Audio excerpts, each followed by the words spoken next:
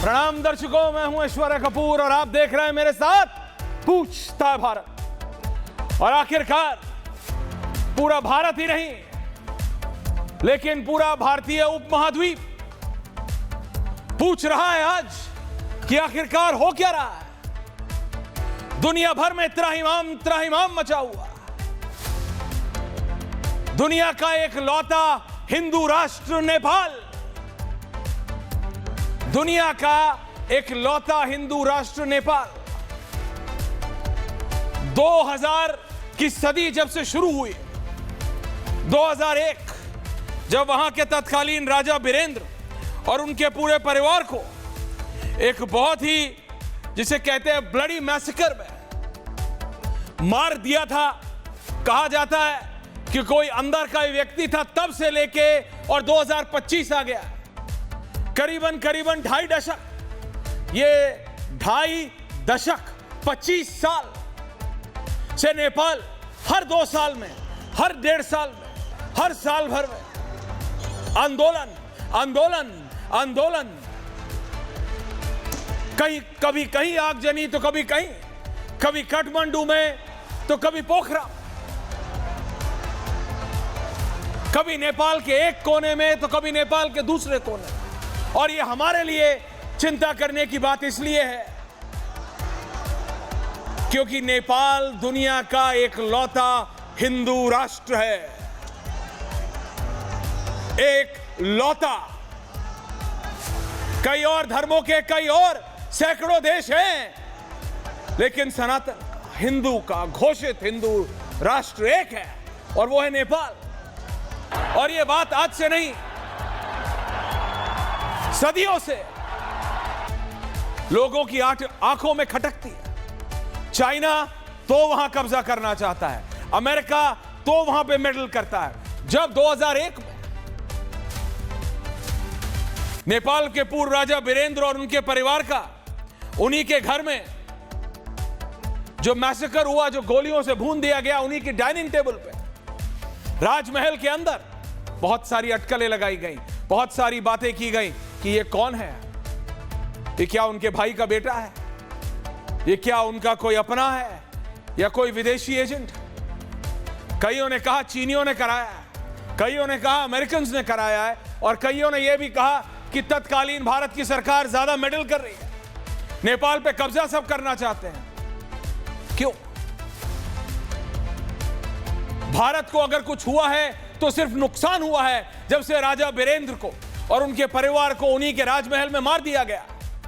वो 2001 का चित्र और 2025 का चित्र अगर मैं टाइमलाइन हटा दूं, शुभम कभी कभी कुछ कर लिया करो, एक 2001 की तस्वीर निकालो उस आंदोलन की और ये 2025 की आज की, अगर मैं सिर्फ तारीख हटा लूं दर्शकों, तो आप पहचान नहीं पाएंगे कौन सा 2001 का आंदोलन है और कौन सा 2025 का। इट इज कंटिन्यूइंग, ये जारी है। कारण बदल रहे हैं, नेता बदल रहे हैं, कभी प्रचंड आते हैं, कभी ओली आते हैं, दोनों लेफ्ट हैं, दोनों कम्युनिस्ट हैं। प्रचंडा थोड़े मॉडरेट, ओली तो कहा जाता है कि बिल्कुल चाइना के डिफेक्टो हैं। भारत से दोनों बात करते हैं, प्रचंडा भी ओली भी। कहा जाता है Prachanda is better for India, लेकिन कहां है प्रचंडा? काठमांडू की सड़कों पे, संसद भवन के अंदर। युवा नेपाली इस बार किस लिए बाहर आए हैं? क्योंकि फेसबुक बंद हो गया है जी, क्योंकि यूट्यूब बंद हो गया है, क्योंकि इंस्टाग्राम बंद हो गया है, व्हाट्सएप बंद हो गया है, एलॉन मस्क का एक्स बंद हो गया और इस तरीके की कुछ 18, 22, 23 ये टिकटॉक विकटॉक सब बंद हो गया। आपको लगता है कोई टिकटॉक के लिए प्रोटेस्ट पे आता है? आपको लगता है रील बनाने के लिए कोई प्रोटेस्ट पे आता है? नहीं। दरवाजे के पीछे, बिहाइंड द बैक डोर, कुछ बहुत बड़ा नेपाल में चल रहा है, बहुत समय से चल रहा है। It is being simmering on, उबल रहा है बहुत समय से। उसको बहाना चाहिए फूटने का, वो हंडिया फूटने वाली है। प्रेशर कुकर है ना, उसमें प्रेशर बन गया है। Nepal is a ticking time bomb जिसे कहते हैं, टिक टिक टिक टिक टिक, इट्स टिकिंग। और अगर नेपाल में कुछ भी होता है तो उसका डायरेक्ट इंपैक्ट, हमारा पोरस बॉर्डर है नेपाल से, हमारा पीपल टू पीपल रिलेशन है। आप जाएंगे तो लोग चावल खरीदने हिंदुस्तान आते हैं और फिर चले जाते हैं।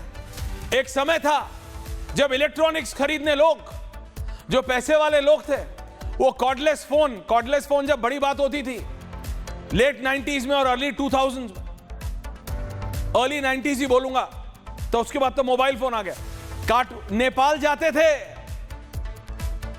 उत्तराखंड के बॉर्डर उधर से, या फिर यूपी में गोरखपुर के तरफ से, बलरामपुर के तरफ से ऊपर। क्यों? नेपाल में इलेक्ट्रॉनिक्स मिलते थे। हमारा पोरस बॉर्डर है, we enter and exit. Nepal में अगर कुछ होता है तो भारत पे उसका डायरेक्ट इंपैक्ट आता है, डायरेक्ट इंपैक्ट। और अगर स्ट्रैटेजिक बात करेंगे तो काठमांडू एक ऐसी जगह है जहां पे दुनिया की शायद ही कोई ऐसी स्पाई एजेंसी होगी, जी हां, शायद ही कोई ऐसी एजेंसी होगी जिसका फुटप्रिंट, यानी जिसके आदमी या जिसके फुट्स ऑन ग्राउंड नेपाल में नहीं होंगे। क्यों? भाई भारत के तो बनता है क्योंकि नेपाल है, भारत से लगा हुआ है। भारत है तो पाकिस्तान, यानी रॉ है तो आईएसआई है। भैया रॉ और आईएसआई है तो चाइनीज है, चाइनीज हैं तो रशियंस हैं, रशियंस हैं तो अमेरिकन हैं, अमेरिकन हैं तो इजरायलीज हैं। आप समझ रहे हैं? शायद ही दुनिया की कोई ऐसी स्पाई एजेंसी होगी जिसका फुटप्रिंट काठमांडू में नहीं हो। मैं बता रहा हूं, दिस इज अ रियलिटी। पर नेपाल की राजनीति में यह भूचाल ऐसे ही आ जाता है क्या? सिर्फ यूट्यूब, इंस्टाग्राम बंद करने से नेपाल की सड़कों पे आग लग जाती है क्या? नहीं। There is something which we can not point our fingers on, यानी हम कोई ऐसी चीज है, ये जो लिस्ट दे दी है तुमने शुभम कि 26 ऐप बंद हो गए हैं इसलिए नेपाल की सड़कों पे, मैं मानने को तैयार नहीं हुई है।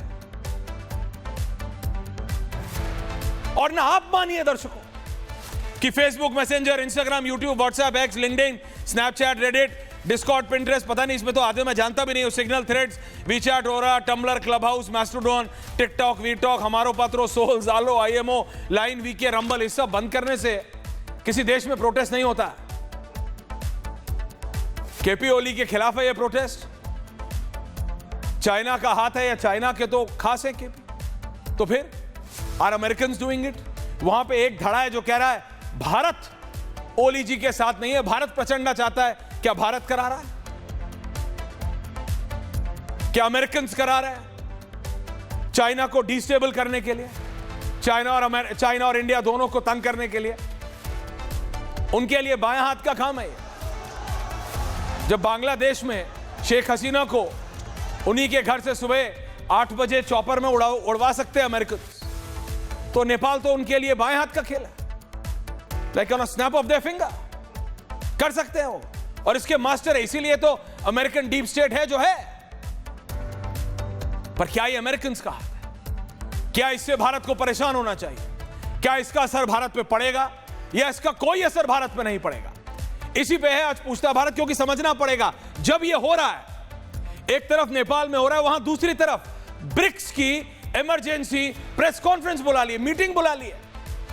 वही BRICS, Russia, Brazil, India, China, south Africa, BRIC, Brazil, Russia, समझ रहे हैं? उसी ब्रिक्स की एक आपातकाल वीडियो कॉन्फ्रेंस पे बैठक, मुझे नहीं याद कब पिछली बार आपातकाल ब्रिक्स की बैठक हुई हो जिसके अंदर शी जिनपिंग एड्रेस कर रहा है। क्यों?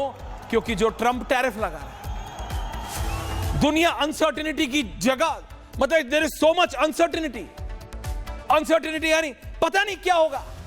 कल ट्रंप ने ऐसी सिचुएशन कर दी है कि किसी को पता नहीं कल क्या होगा। एक दिन खड़े होकर कहता है कुछ, अगले दिन कुछ और। मैं अभी कुछ अमेरिकन एक्सपर्ट्स को पढ़ रहा था, वो नेपाल पे उनकी इतनी पैनी नजर है, इतनी पैनी नजर है। अभी मेरे साथ इन नेक्स्ट 30 सेकेंड्स मेरे साथ सारे मेरे एक्सपर्ट्स होंगे, समझने की कोशिश करेंगे ये नेपाल में जो हो रहा है इससे किसका फायदा है? शी जिनपिंग का, डोनाल्ड ट्रंप का, या नरेंद्र मोदी का? क्योंकि जितना थोड़ा बहुत मुझे समझ आता है इन माय कंट्रोल्ड एनवायरमेंट, कि नेपाल में अगर पॉलिटिकल अनस्टेबिलिटी होगी तो भारत को उसका नुकसान है, फायदा तो दिखता नहीं है मुझे। लेकिन हर सिक्के के दो पहलू होते हैं।